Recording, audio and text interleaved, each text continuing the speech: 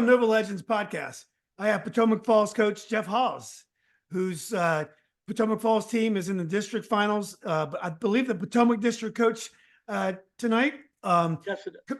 Coach Hawes has won 17 district championships at Potomac Falls, 6 regional championships, 2 thrilling state titles.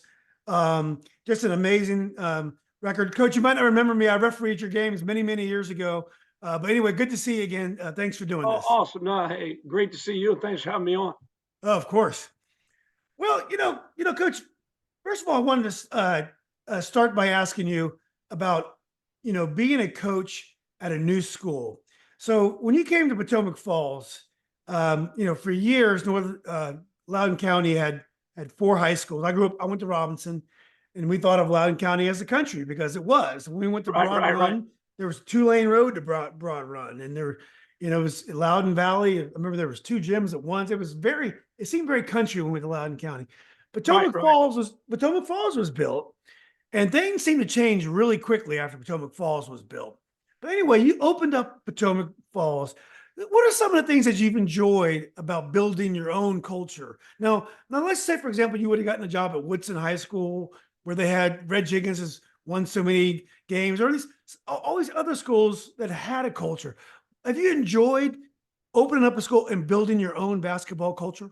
Yeah, so I had a lifelong dream of being a basketball coach since I was about 5 years old. Honestly, I lived in Boone, North Carolina. All I wanted to do was watch a Dean Smith show. Fell in love with the Tar Heels. My mom thought it was crazy. I'd rather watch that than cartoons. And just at a real young age, played at Broad Run for Coach Joe Cochran. And like I said, I just knew I wanted to be a coach.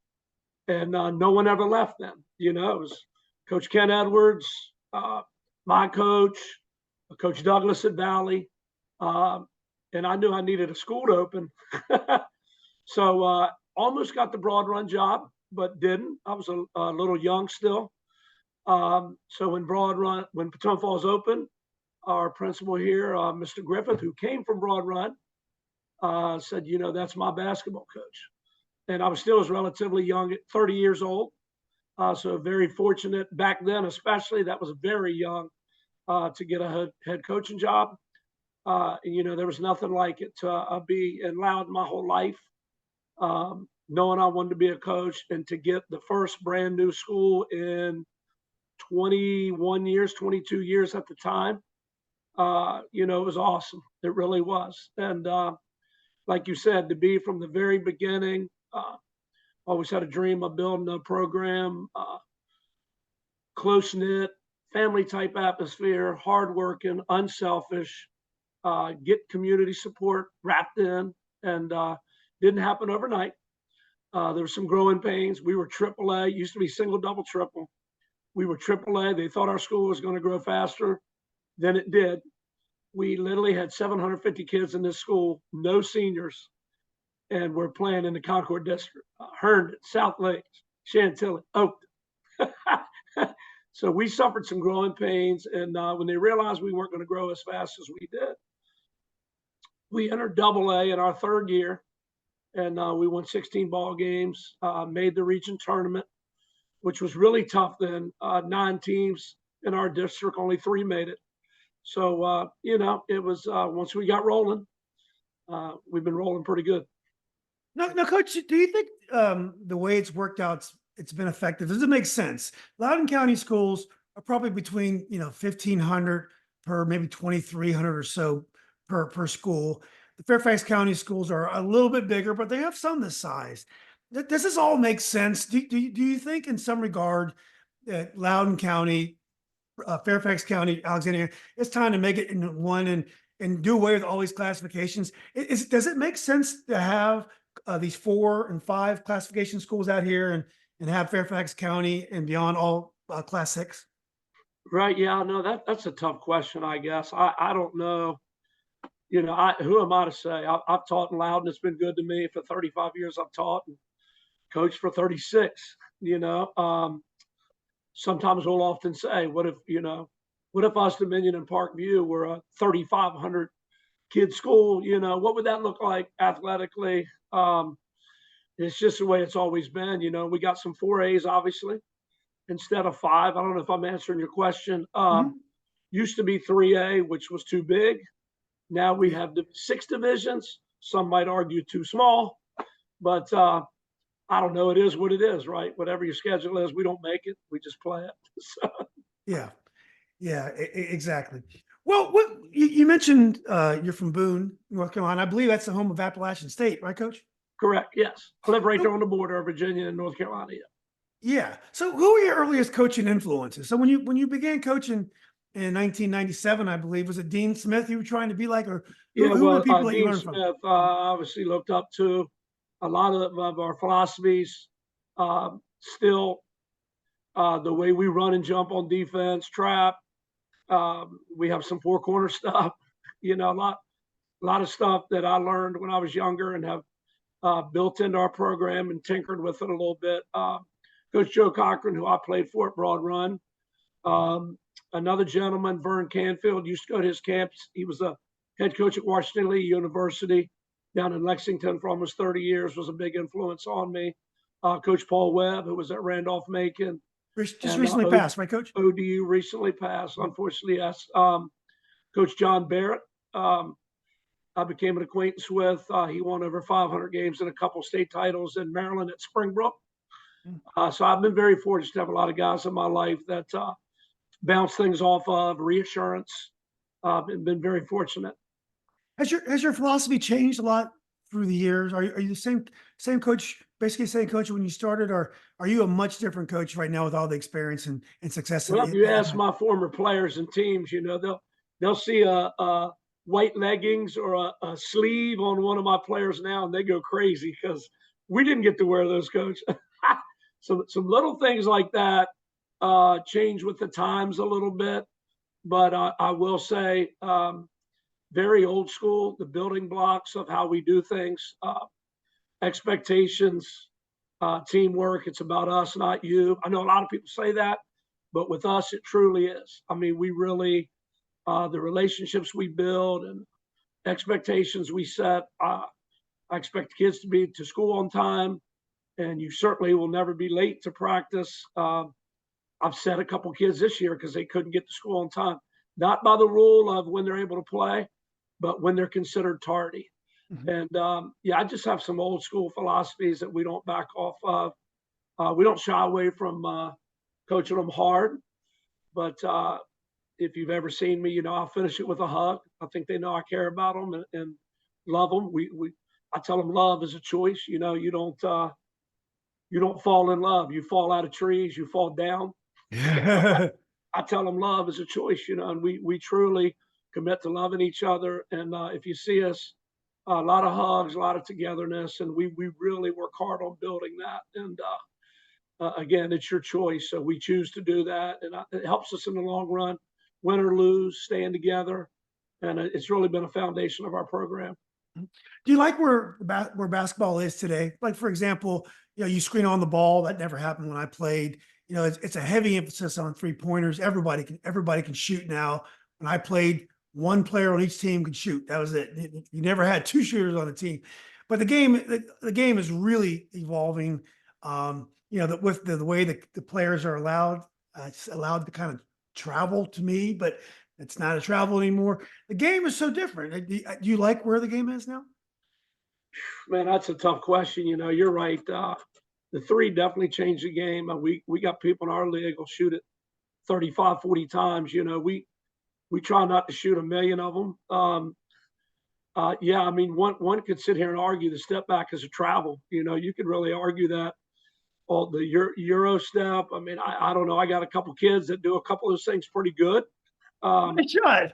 Yeah, right, right. We really work on trying to keep it simple. Yeah. Playing off of 2 feet. We try to play a lot off of 2 feet, and jump stops is a lost art. Everyone wants to jump to pass, jump to shoot, and again, I don't know. In the long run, I think it helps us. Some of the foundations of basketball and keeping it simple work for us. But you're right; it's much faster, much more physical, and you got to learn what you can and can't get away with. Yeah. And depending on how a game's called, sometimes it's called one way, and other nights it's called another. That's it. I know I'm speaking to a former ref. I don't want to get in trouble with my guys here. I got a great relationship with them. Yeah. But yeah, it definitely has evolved different ways. I mean, just today, right? You got Caitlin Clark, 30 feet, burying stuff, unbelievable. But I wish I had a guy that could shoot like that. But Yeah. Well, Coach, one of the most amazing periods of your career is when you're coaching Lucas Mihailovic, Mihailovic, yeah. and that team when you won 2 state titles. First state title you won in double overtime over Hidden Valley. The second state title, Simono hit a 3. They were actually all the way around. Broadway was first, and then the double overtime Broadway, and Hidden Valley was the 3 at the buzzer. Exactly. Sorry about that, Coach. Yes. But and that was a time when there was only 3 state titles, 3 state champions. That was when there was only one single A, double A, triple A. You won back-to-back titles in a day where there's only 3 titles. That was a huge achievement for you to win 2 in a row. To win anyone was a huge achievement. Talk a little bit about that team and what made that team so special. That team, my wife tells me every day I'll never have another one like it. Been close. They were just obviously talented, but with their togetherness and their competitiveness, were second to none. If we had a September workout, they're optional green days. No one would miss for anything, nothing. Girlfriend, birthday, a lot of the excuses I hear today, to be honest. No one would ever miss. And if one did, I didn't have to say anything. The pressure they put on each other, didn't fight AAU as much. Kids are ready to flock to AAU. I don't want to get on that tangent, but you know what? Hey, you lose at 8, no sweat. You got a game at noon. Didn't sting as much. The guys I had then, a prime example, I had a Mihailovic called me from JMU where he attended at about midnight and said he had a friend visit up, one of our also former players, and he had the shirt on. For those 2 years, we were 53-3. And he said at about 1 a.m., I asked him to take it off because I couldn't look at that 3 any longer. We should have never lost in those 2 years. And that's how they operated. I mean, togetherness and competitiveness just unmatched, and practice every day. It didn't matter if we were playing the last place team or the number 1 team in the state. The way they prepared was just unmatched, time and time again. And I've had some teams close, and I refer back to them a lot. But yeah, they were special. Did that change you as a coach, winning those 2 state titles? And not only did you win them, but you had to win them under pressure situations where you had to make the right call. I mean, it wasn't like your team destroyed the competition.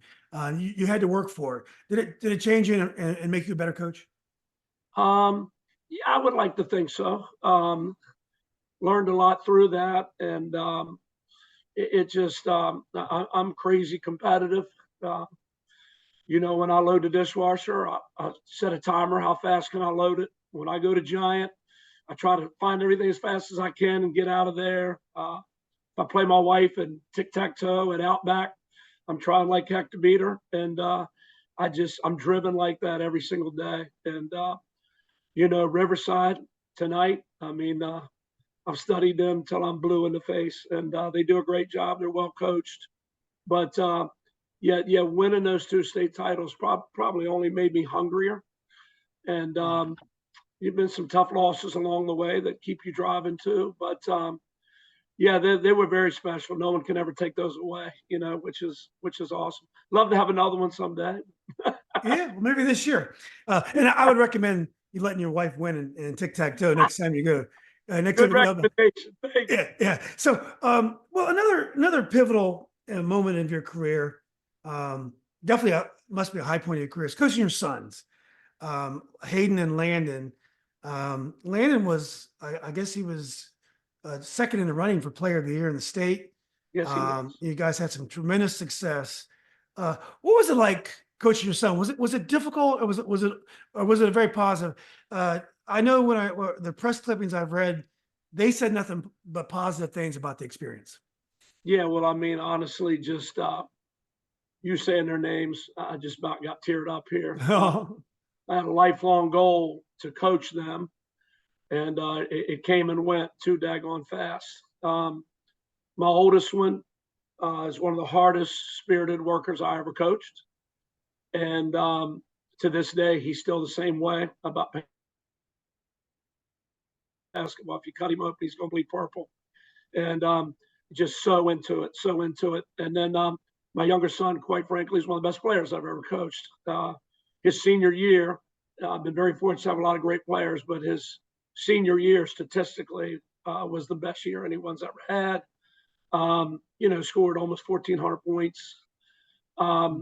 We had our moments, but the funny thing is, I had more moments with them when they were in third and fourth grade trying to coach our little rec league team.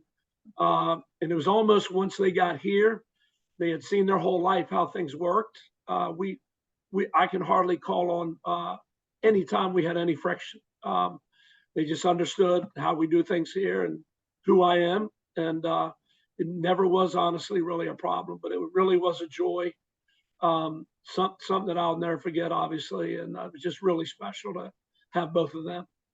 Don't you think it would have been more challenging if they weren't such good players? I mean, like it's one thing when you're really good because the team needs them and we all want to win. But if they're borderline, you're sixth, seventh man, and you got everyone wants their own kid to play. You think it would have been a little bit more challenging for you? Yeah, definitely. That's why I say I know how that realm can go with some, and I guess I was very lucky that my oldest one, again, is one of the hardest workers I ever coached. So it didn't really leave room for anybody to say anything. Mm-hmm. And then the other one was one of the best players I've ever coached. So I guess the whole father, son, and community parent aspect of it was made a lot easier because of that. Yeah. I actually once had my coaches pull me in the office, and I'm like, "Oh, where's this going?" And they said, we don't think you're playing Hayden enough, and he can do this and this and that. Played hard and took charges, and he could shoot. And so, if I ever erred, it was probably erring on the side of I didn't play him enough, Yeah. But it never really. I had done this so long before they were in the program. They truly were just players, and never really thought of them as my son. In some aspects, I felt robbed a little bit. And that I didn't get to sit up in the stands and cheer for them. Yeah. I didn't get to video just them and enjoy the moments they had. I would do that when I got home. And I still do it now. I sit and watch the game when Landon had 37 the other day. Yeah. Just had a little downtime for once and just sat and watch the whole game. Yeah. So, yeah. Yeah, I wish you could have played better defense in that game, on Rich. So Coach, one thing that's really interesting about your career is I would have thought when your kids finished, that would have been a great time for you to retire from coaching. Not that we don't want you around, you're a legend and we're glad you're here, but you won 2 state titles. And, I've been around this long enough so most coaches, once they get that success, they normally retire and focus on something else, become an AD or something. But now I understand from talking to you, you really wanted to coach your kids. So now I understood why you stayed, it was 8-9 more years. But now your kids are done. They had a great career. I know your youngest kid was at Bridgewater, still at Bridgewater playing. So it'd been a perfect time for you to go watch him play and not coaching him, but you stayed with it. Why'd you keep coaching? Man, I don't know what I'd do without it. I'm just very driven, very anal. And just I'm A, B, C, D, and just planning practices and preparing for games and the competition of the games and good moments, the bad moments. My wife always says 2 more years, 3 more years, whatever, and my oldest will say, nope, he's going forever. So I don't, personally, it's not about me. I had a goal to win 500 games when I first started this. and that's getting close. Once that hits, the competitive meter, we'll see. But I'm not sure in my daily life, 365 days. I don't know what I would do without it. So Yeah. I'm just kind of taking it day by day, to be honest, and see where it goes. Yeah. Well, before we get to this year's team and tonight's game, let's talk a little bit about last year. Now, you guys, all last year, you had a really solid season, and the core of your last year's team is still out there for you this year. You got a very veteran lineup. But it's interesting. You all year long, you had no problem with Stonebridge. Got to be one of your rivals, not that far away from you guys, and you had a really solid season. And Stonebridge was a team. I watched you guys played them online one game. My friend Kenny Copeland, his son Julian Copeland was their point guard. So I watched that game. Kenny and I are going to your game tonight, as a matter of fact. But you guys just destroyed them. And 2 weeks later, or maybe even less, it was a different game, and Stonebridge won. Take us back to last year and that season, and also that game. Yes, well, I mean, Olah, Prince, Delaney, I kept as sophomores. And when they were sophomores, we really, I feel like we really overachieved that year. My senior group, good, hardworking group. We honestly had no business that year. Independence, Stonebridge with Hunter Mark and Jacob Thomas. We had honestly no business beating those types of school. And I'm complimenting the kids. They really overachieved. And so last year we had high hopes, and still a little younger, if you will. Started 4 juniors, and had another really good year. Our region was really tough last year. Albemarle was one of the 3 best teams in the state. You could argue the best. And that was just a great win to come back and beat them. And here comes Stonebridge, who we've beaten for 3 times. There's a cliche. It's hard to beat people 3 times. Well, that's not true. It's hard to beat a good team 3 times, and they were a good team, let alone 4 times. I'll never forget in the locker room. I think we were up a dozen, and it was the strangest feeling in there. So just like, man, I think they went on like a 4-0 run to end the half, and in all honesty, it was just one quarter. It was one quarter. The kid you mentioned, Julie, had some great plays. I give Dominic Duncan a lot of credit. He kind of just, the competitor in him was like, man, we're not losing these dudes again. And momentum's a crazy thing in sports. We just could not stop the momentum in that third quarter. Yeah. And they scored more points in the third quarter than they did the rest of the game combined. Yeah, literally. So it was just, it was one of those things in sports where momentum got the best of us. We couldn't stop it. And obviously they were talented. They were athletic, talented, well coached. And but we've called on that game a lot, this year. It's kind of been a battle cry of ours. And we'll see where that falls tonight. But we're trying to beat another good team for a 3rd time, which is going to be tough. But we like where the game is being played, that's for sure. Exactly. Well, let's get to this year's team. Now, you must have thought someone was playing a practical joke on you when they told you, Coach, we have this kid, 6'4" kid, transferring from Florida named David Marshall. He's amazing. He can do everything. He can shoot. He can dribble. He's got a great body. You must have thought someone was playing a joke on you. So how did you tell me what happened when you found out you had this kid? Where did he come from? And just tell us a little bit about him. He's just, I saw you guys play over here at Riverside. I thought he was an amazing player. Oh, you talking about Marshall? Yeah. I'm talking about Marshall. I'm sorry, Coach. Right. Yes. Yeah. Simple as this. I teach elementary school. I don't know if you know that. I've been at the same elementary for 35 years. Meadowland. I'm sorry, Coach. I should have mentioned that. Meadowland Elementary. Yep. And I actually was eating lunch with a good buddy of mine. Used to be baseball coach at Dominion. He's the TRT at our school.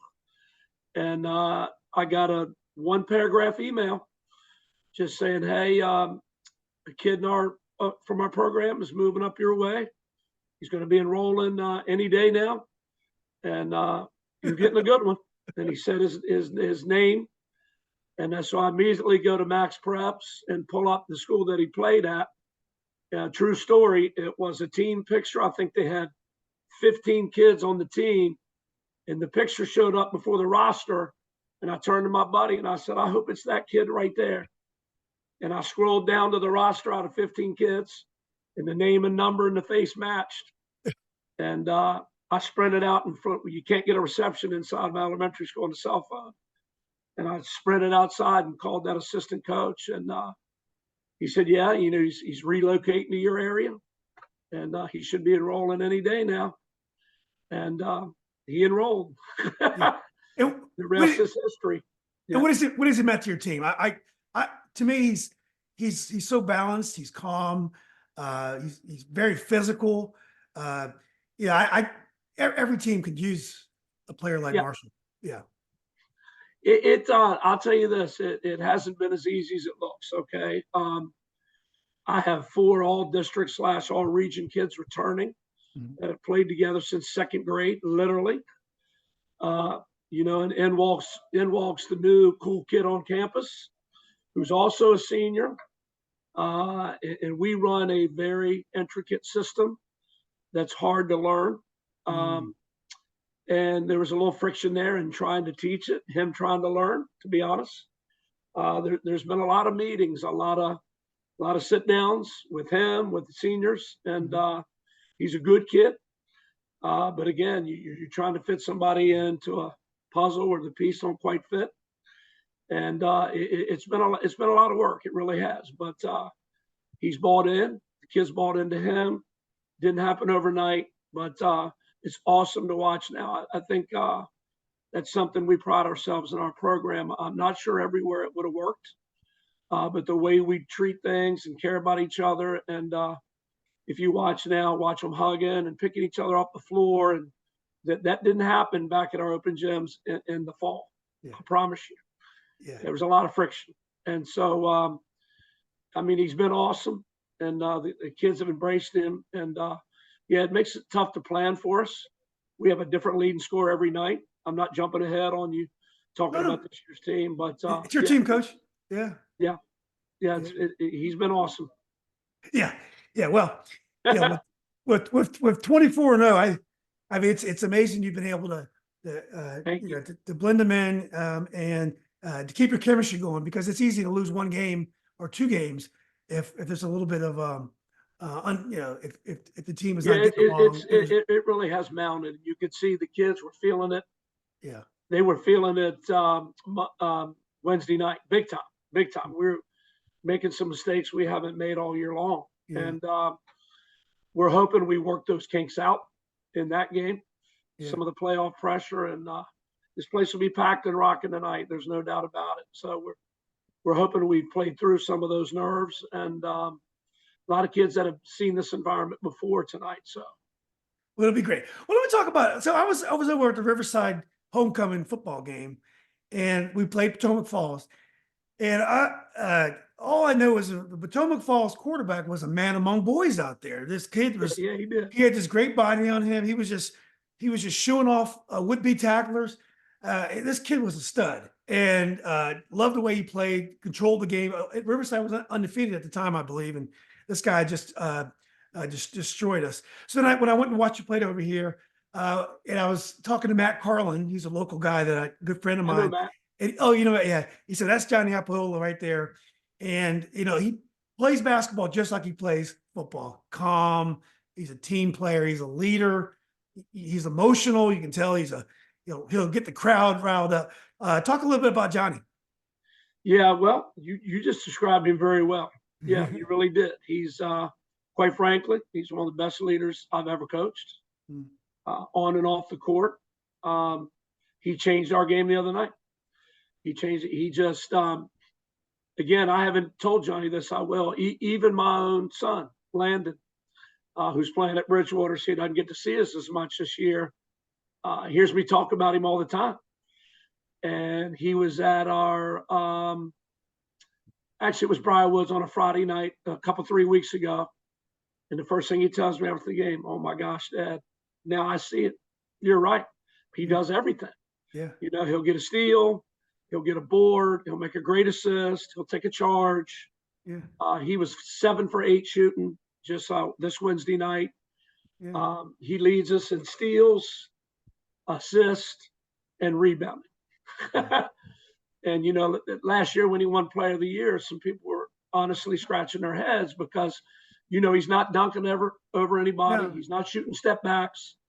But what he does for our team, you can't put it into stats. I mean, he just, yeah, and you described it well. Yeah. Well, it's interesting because when he plays football, his game is very pretty. Basketball, there's nothing pretty about his game. But he's so effective, and it's obviously the power he has over the team in the game. Well, Yeah, one of your shooters. Yep. I'm sorry, Coach. I'm glad he's mine. Yeah, exactly. Yeah, well, at least for a few more months. So, well, Coach, you have Colby Morgano, who's another one. I think one of your shooters. You have a couple guys who can shoot the free really well, but he's a guy who scored a lot of points for you over the years as well. Tell us about Colby. Yeah, Colby's really, he's really progressed. He's been very coachable. He's always been long, lanky. He needed to get a little tougher. His defense needed to get better.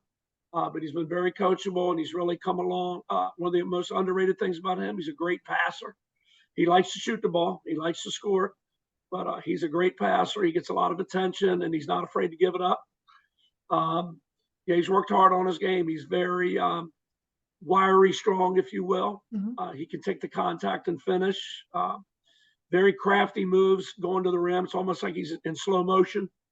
He can shoot the ball, and he seems to hit big shots when we need him. And now he's been awesome. He's hard to handle, being 6'5", 6'6" on the wing. Yeah, can shoot the ball really well. Well, you have a very experienced backcourt. You have Josh Prince, who I believe scored more last year than he scored this year, and obviously the chemistry of your team has kind of changed a little bit, which all teams do. And James Delaney. These two kids give you some toughness in the backcourt, can score a little bit. Tell us about those guys. Yeah, Josh.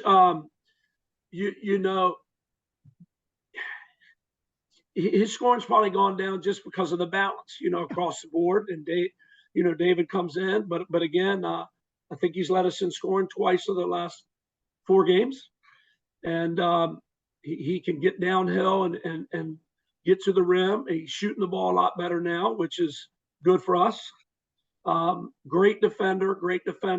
One of the greatest things about Josh is I know what I'm getting every night, and his expression doesn't change. Good, bad, medium. I know what he's going to get me. Very competitive and composed. And like I said, a great defender, all region defensive back in football, plays defense for us with the same mentality. James, I call him my pit bull. He is just tough, got a little swag about him, does not turn the ball over. He would rather chew the ball up than give it to the other team. And he averages about 0.7 turnovers a game, which is amazing. Amazing. The amount of time the ball's in his hand. He has great vision. Threw one of the best passes maybe in Panther basketball history Wednesday night. 80 feet, caught Colby right in stride. Plays good defense and just a good quiet leader too from the point guard position. Lucky to have those guys. Yeah. Yeah. Well, Coach, you also have Luka Bakatsias. He's a big guy. And tell us about Lucas and some of the guys off the bench that we may see. Yeah, again, winning a state championship is hard, and I never ever have told a team our goal is to win. Well, maybe the second one we won, that was our goal when we went 30-1. That wasn't as easy as it looked either. There were some moments there throughout that year, but one comparison of this team to that team is we have a couple 3 guys on the bench that could probably be starting for most Division V schools in the state. For sure. Lucas really has worked hard on his game, has a nice pull-up jumper, he's playing much better defense, and quietly rebounding the ball very well. And again, he definitely gives us a little scoring punch off the bench. Matthew Larner, another point guard who doesn't turn the ball over, very tough with it, can shoot. Very competitive, was a district champion in tennis. Just real competitive. Troy Hooper, one of our only underclassmen, had 12 and 10 boards the other night. He's 6'4" and strong and a tremendous rebounder of the basketball. And we're, Daryl Jackson Jr. was a good football player. He's coming in and providing good minutes, very athletic, fly around. Mason Duhame, who also a very good golfer, was on my golf team, comes in, scraps, take a charge. He can shoot.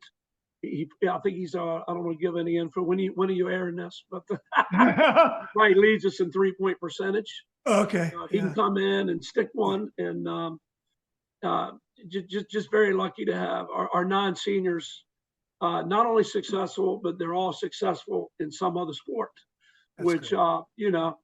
it comes into play in some of these tight games and understanding what you're preparing for. It's also very rare in this day and age, in this age of specialization.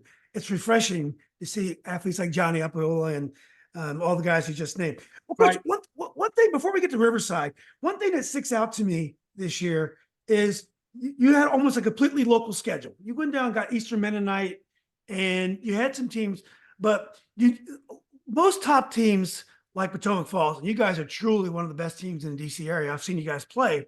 A lot of times now everyone's scheduling these really tough showcase games. They're going down to Norfolk. They're going to DC. You play mostly a local schedule. Is that by choice? Do you prefer it that way? And do you feel like you would have been? And you have not been tested much this year. It's Mhm. we have a tradition of going down to Broadway. Mhm. It works really well for us. Got a great relationship with the people down there. Beautiful down there. We spend the night. We go to Bridgewater and practice, which is where I went. Oh, okay. Eastern Mennonite is tough. They're tough. They beat us last year. Yeah. That gives us a little challenge. They were good again this year. We just played really, really well that night. That's the one trip we take. Do I debate going to South Carolina or something like that? Yes. One year I took Broadway away and we went South Lakes and played Edison and Robinson. And my seniors brought me in there and said, Coach, why don't we go to Broadway? That's our favorite trip of the year, and we do that in the beginning of the year for the bonding. We tried this year to play South Lakes. We scrimmaged them, tried to get a game with them. We almost got a game with Evergreen Christian. And just, it's so hard with the scheduling. It didn't work. I'm a Loudoun guy. I don't want to give up playing a Tuscarora or a Loudoun Valley. I love that. We had a great game up at Loudoun Valley. It was tight. Could we ramp it up? Probably. It's not that I'm scared of anything or don't want to. We kind of have some traditions in place. We went down and played at Garfield. They gave us a decent game. I was excited about that. Thought maybe it was going to be a little more competitive than it was, the 2 games. But it gets hard to find games. It really does. And the Evergreen Christian, we tried to find some place to fit that in, and it just never materialized. So it's more the traditions we have and the route we've taken, and a lot of things are in place. So that's really why it's happened that way. And do you prefer? Does it matter that you're undefeated or not? I mean, if you won a state title without being undefeated. Being undefeated state title is nice as well, but the goal is just to win the state title. Does it matter that if you're undefeated or not at this point? Does it matter to you? Does it matter what? Does it matter to you that you're undefeated now? Or yeah. We had a goal at winter break to be 10-0. We try to take steps, one step at a time, and then our goal was to win the district. And I'll be real truthful with you. We never once talked about finishing the regular season undefeated until there was about 3 games left, and said, okay, well, you know what? We've made it this far. Why not? I've only had a lot of great teams and only had one school ever do it. My sons, quite frankly, were rooting against it because they wanted to be the only one. kind of like the Miami Dolphins. But yeah, they're proud of it. And some of my guys immediately were texting my sons, yeah, hey, we're with you now. And so, once we hit that point, like, why don't we go ahead and do it? But we consider ourselves, we got a spot in the locker room that a different senior changes our record on the board, and we don't erase it until Wednesday night. We erased it. Yeah. And we came in after the game and wrote 1-0. So the way we look at it right now, we're 1-0. So that's kind of the way we're viewing it. Yeah. Well, great, Coach. Well, look, Coach, I know you're probably you're a busy day today. Let's end with Riverside. Now, my son and I went over and watched Riverside play Briar Woods earlier this year, and Riverside is one of these teams. When you see them walk in the gym, you're like, my goodness, these guys are going to be awesome. And I probably had never been so disappointed in the way a team played. Briar Woods, I thought, just outplayed them, and they ended up winning the game. It was an overtime game. But I just thought I'd never seen such an inferior, I thought was an inferior team, beat a team that I thought looked very strong. Then I saw you guys play Riverside here, and very competitive game up until halftime. You guys kind of had your way with them in the second half. Now, this is obviously a dangerous team. They've got talent. What is your mindset, and what are some of the keys to the game tonight? Yeah, I mean, they're very dangerous, very talented. They're young. I think maybe when you saw them at Briarwoods, still feeling their way out.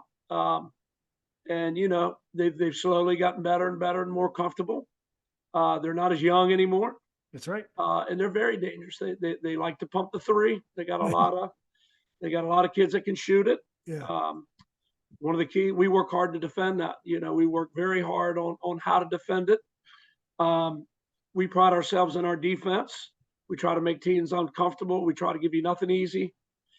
We feel like if we can do that and we can out-rebound you, which is a big key of ours. We average 35 rebounds a game. They only average 27. So I'm not trying to give away any secrets here. I'm sure Mike has studied and knows all these things as well. But, we're at home. The kids have wanted this all year long. It's definitely dangerous. Could we lose? Of course we could. You hit this time. There's a lot of different things that can happen. It's going to be a pressure cooker in here tonight. We're hoping with all the seniors we have and some of their youth, that's definitely in our favor. Yeah. But we definitely know it's dangerous, and we're preparing every game like it's going to be our last one. So we a little comfort knowing that we're in next week. The path to win the region is a much better path, to be honest, if you win tonight. But there's still a path to win the region if you don't win tonight. So, we don't want our kids tight playing like this is the last game they'll ever play, because it's not. Yeah. But we definitely want to get it done tonight. Yeah. well, last question on that, Coach. I have never seen a team that had so many tools seem to be so willing to settle for a three-pointer. I mean, they seem like they could do so many things. And when I saw them play, they just, every three-pointer they just shot it. As a coach, when you're trying to approach a team like that, how do you approach that? If a team wants to shoot 43s, do you let them shoot 43s? Do you guard them? And as a coach, how do you defend against that? Well, we had about 15 drills yesterday on how to defend it. Yeah, I heard a great quote from Jay Billis when Carolina beat Duke, and said, ball side defense wins games, help side defense wins championships. Clogging that lane, not giving up easy buckets, and being ready to close out and make those threes tough. There's a new thing going in basketball this year. It drives me absolutely crazy, is kids fouling three-point shooters. I see a lot of that this year. Yeah. I heard last week, Army-Navy, it was 1.2 seconds left, 1 point lead. They had the length of the court to go, and they threw a baseball pass. The kid caught it, and the kid ran right through him, and they got 3 shots. With 0.2 on the clock, he made all 3. They won. It just, we work hard on that. We say stay down. I tell my kids all the time, a good high school three-point shooting team averages about 30%, and that's true. You can go look. So there's a 70% chance they're missing. Yeah. So when you foul them, you're bailing them out, you know? So yeah, we worked real hard on defending that. We know they're going to score some. I told my guys yesterday, I've coached a long time and I'm not real smart, but I bet they're going to score some. We're not going to shut them out, you know, but you got to limit and make them tough. And a big thing is limiting extra chances when they are shooting threes. You can't let them get the board and kick it out for another one. So we worked hard on, we call it stepping out to get contact. And there's going to be some long, wild rebounds tonight, and we got to get those. Yeah. So. Well, Coach, this has been great. Thanks for taking time. This is an incredible, exciting time for you, and taking Thank you. a few talk to me. You're a great coach. I've admired you from afar. Thank you so much. I remember when I refereed your game, you had a way to fire the crowd up. You were almost like an orchestra and director. Yeah, it's all passion. You've helped so many kids, and you've given a lot of great moments to fans of the sport, and also to the kids themselves. So I wish you the best of luck. My daughter goes to Riverside, so I am a little conflicted tonight, but I will be there to check you out. Hopefully one of these days we can meet in person again. Yeah, no way. Hey, I really appreciate it. You can tell you did your homework. So it's one of the best interviews I ever had. So I really appreciate it.